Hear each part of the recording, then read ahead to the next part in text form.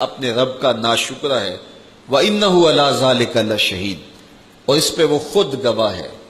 کوئی خارج سے دلیل لانے کی ضرورت نہیں ہے کہ دلیلیں دی جائیں کہ انسان ناشکرہ ہے، یہ دیکھو اس نے ناشکری کی۔ کہا وہ اپنے اندر اتر کے دیکھے تو وہ ناشکر اپنے آپ کو پائے گا۔ سر کی چوٹی سے لے کے پاؤں کے ناخنوں تک جو کچھ ہمیں ہمارے وجود کے اندر دیا گیا، کیا اس کا ہم نے کبھی شکریہ ادا کیا ہے؟ کتنے جوڑ ہیں، کتنی ہڈیاں ہیں، کتنے سسٹم لگے ہیں، تنفس کا نظام ہے، انہضام کا نظام ہے، عضلاتی نظام ہے، اسی طرح ہڈیوں کا ایک سسٹم ہے،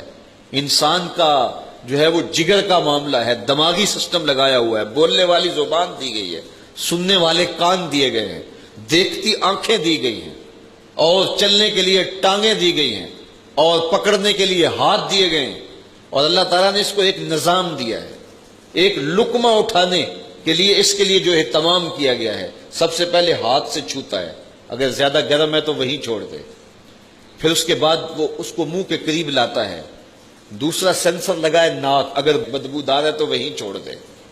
ناک کو کانوں کی جگہ رکھ دیا جاتا، کان کو ناک کی جگہ رکھ دیا جاتا، لیکن ایسا نہیں، اس کی ضرورت یہاں تھی۔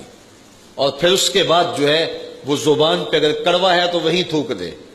پھر اس کے بعد دانتوں سے اس کو چبایا جاتا ہے، اگر اس کے اندر کوئی سخت چیز ہے تو وہیں پھینک دے،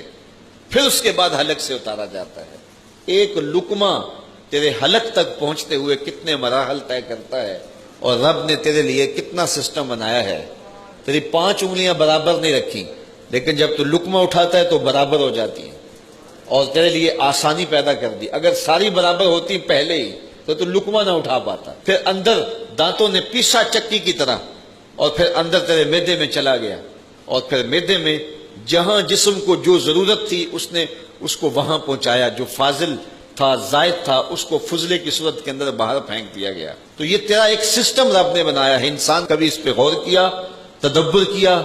تو کتنا ناشکرہ ہے، اپنے اندر اتر کے دیکھ۔ تو نے کبھی اپنے اندر جو لگے ہوئے سسٹم ہیں ان کا کبھی بیٹھ کے رب کا شکریہ ادا نہیں کیا؟ باقی خارج میں تیرے لیے یہ ہوائیں چل رہی ہیں، یہ درخت آکسیجن پیدا کر رہے ہیں،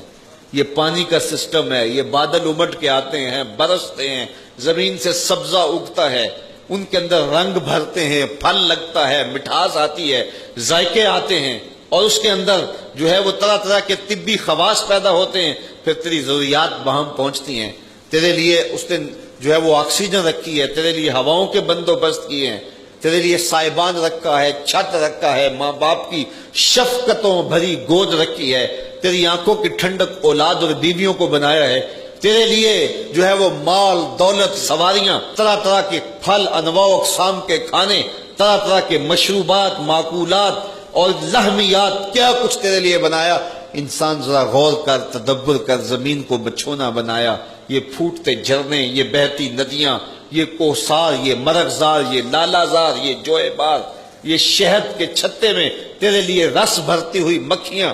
کہاں کہاں سے وہ رس نچوڑ کے تیرے لیے جمع کرتی ہیں۔ کہتے ہیں ایک چھتے پہ 1.25 لاکھ مکھی ہوتی ہے، اور وہ کہاں کہاں سے